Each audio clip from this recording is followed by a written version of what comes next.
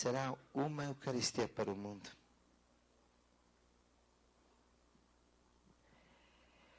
Fixem os olhos em Jesus, naquele corpo santo que nos santifica, porque Ele é santo, Ele nos santifica mesmo. E sintam a graça de poder ser esta presença eucarística para a humanidade. Se nós não formos Eucaristia, o que levamos para os pobres? Mais pobreza. Se nós não formos Eucaristia, seremos apenas mais pobres no meio de tantos pobres. Mas se nós somos Eucaristia, nós trazemos maior tesouro, a maior riqueza, o alimento pela fome do mundo. E seremos bebida pela sede do coração do homem, de cada homem abandonado, que não busca encontrar Padre Henrique, busca Jesus.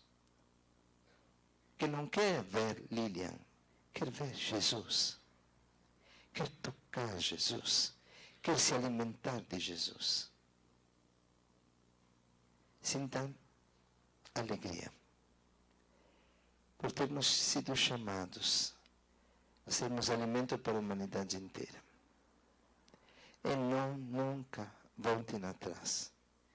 Tenham a coragem de uma radicalidade cada vez mais violenta, porque só dos violentos será o reino.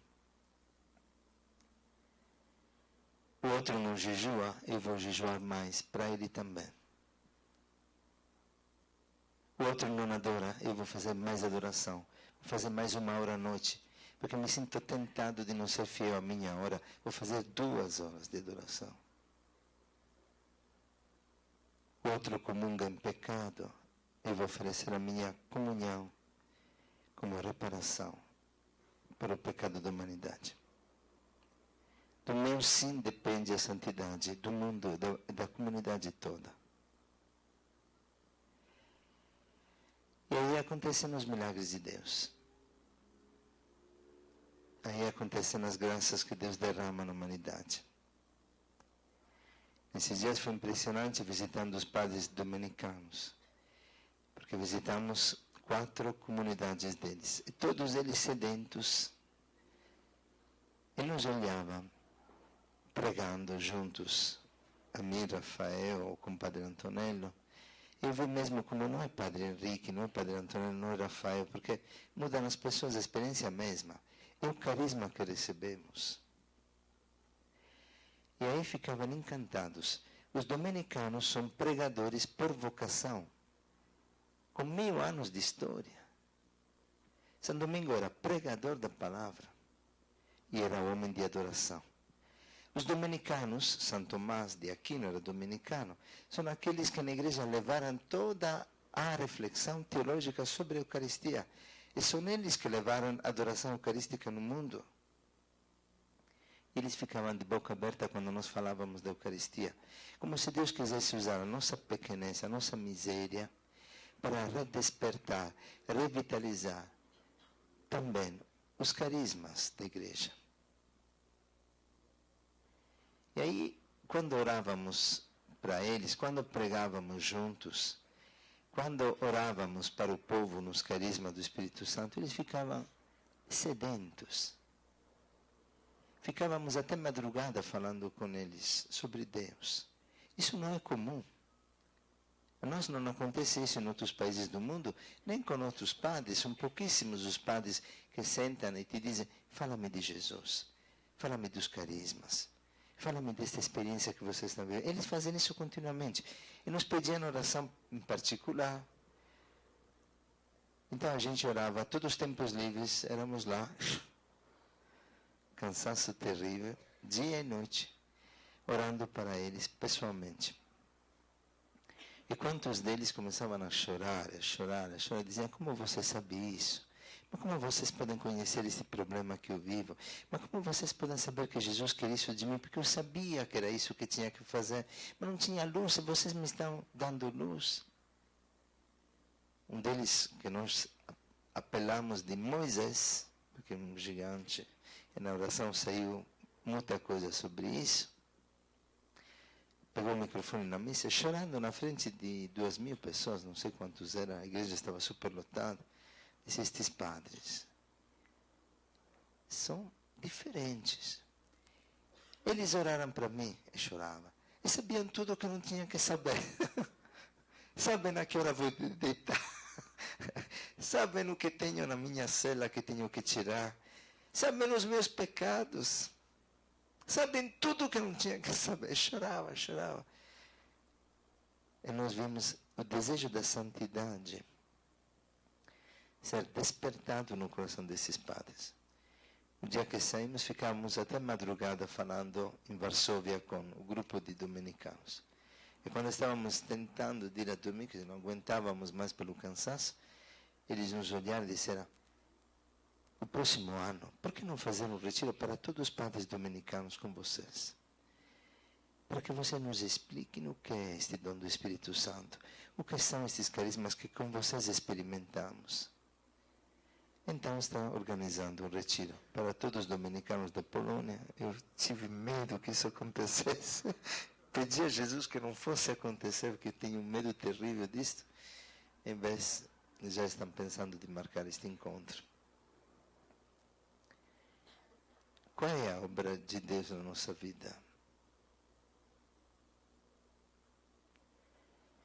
É impressionante. Às vezes você encontra uma pessoa por acaso no avião, como aconteceu também nesta viagem, ou na casa de uma pessoa. É aquela pessoa que não conhece Jesus, que não conhece a Eucaristia, de repente chora e te diz: eu vejo Jesus em vocês. E se confessa, depois de uma vida que não confessa. Em 5 minutos Deus purifica 30 anos, 20 anos da vida daquele homem. O que será quando teremos os primeiros sacerdotes da aliança? Quantas graças, que rio de graça que Deus poderá derramar. Porque o carisma não é o padre Henrique, não é o padre Antonello, é o carisma. Mas este carisma tem a fonte, o alicerce na Eucaristia, que é o pão dos fracos, que somos nós. Então você de repente vê que os outros se alimentam de ti, que os outros vivem do teu sim. E que o teu sim pode alcançar a Polônia, pode alcançar a Rússia, pode alcançar o Brasil, pode alcançar a igreja, pode alcançar os cardeais, pode alcançar onde você não sabe. Fomos visitar o secretário do Papa João Paulo II, que é cardeal em Cracóvia, só que teve um erro. Porque marcaram o secretário, não avisou, ele estava saindo para a missa, não tinha tempo, mas nos viu poucos minutos para não decepcionar-nos, nos acolheu, Monsenhor Stanislaw Divic. E foram 2 minutos. Desculpa, não sabia, tenho que celebrar, mas entre num momentinho como está, Depois nos deu, ele disse: esses são os últimos terços que o Papa João Paulo II abençoa. Então dei um terço para mim, um terço para Antonello. Eu passei para Maria Paula rezar nesses dias com aquele terço do Papa.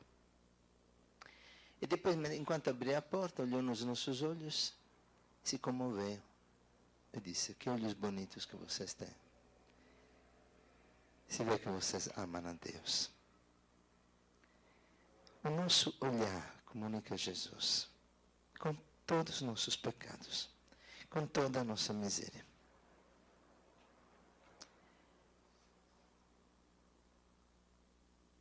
Termino, não vou contar outras coisas, que são muitas coisas que Deus tem realizado também nos carismas, no meio do povo.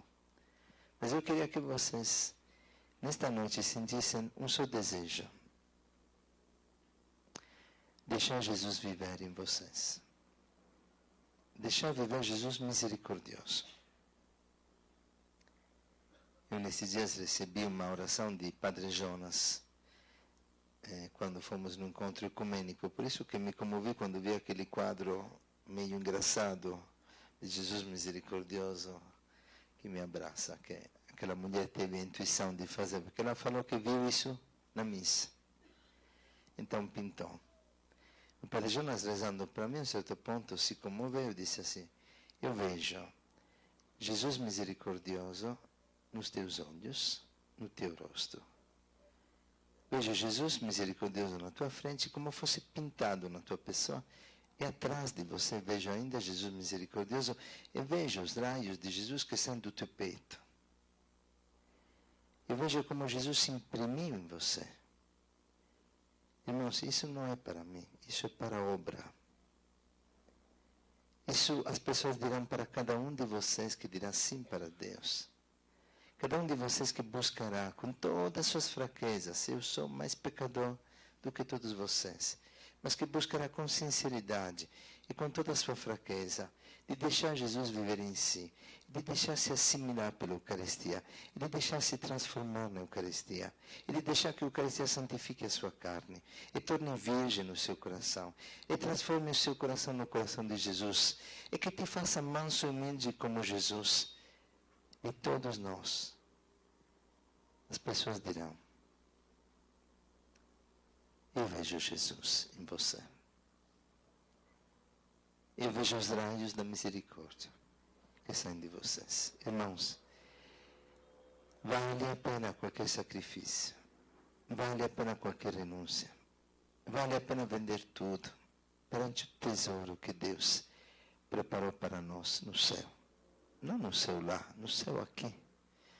Nos céus. Assim na terra como no céu. Para que o paraíso viva no meio de nós. Para que cada um de nós seja paraíso para o outro. Que cada um de nós seja descanso para o outro. Que cada um de nós seja consolação para o outro. Para que cada um de nós contemple Jesus no outro. Para que cada um de nós seja maravilha para os outros. Para que possamos nos maravilhar e não nos acostumar nem do mistério eucarístico, que está presente no pão que consagramos, nem do mistério eucarístico que está presente no corpo que é consagrado por aquele pão, no meu irmão e na minha irmã. Sejamos juntos o corpo de Cristo. Juntos um só corpo. Renovamos o sim. Um dia me perguntaram os missionários do 2º ano antes de ir embora, alguns anos atrás, qual é a coisa que você mais desejaria de nós? Eu disse, que sejam fiéis a Jesus e a Eucaristia, que sejam adoradores. Porque quem não adora se perde.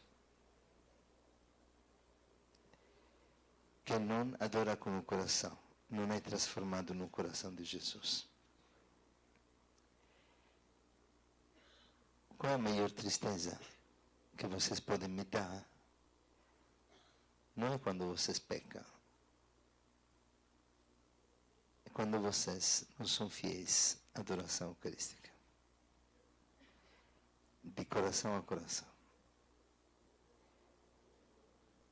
Porque se pecarem, mas serão fiéis à Eucaristia, a Eucaristia transformará também o seu pecado em fonte de graça.